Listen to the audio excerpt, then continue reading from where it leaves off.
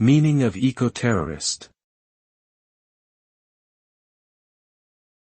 Ecoterrorist. Ecoterrorist.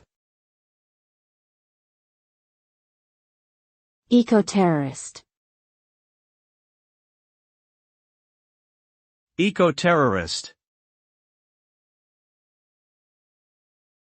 The term ecoterrorist refers to individuals or groups who engage in illegal and violent activities in the name of protecting the environment.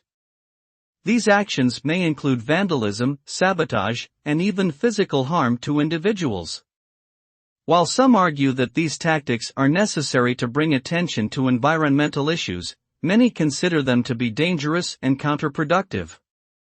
The use of violence can harm innocent individuals and damage property, while also undermining efforts to bring about positive change through legal means and peaceful protest.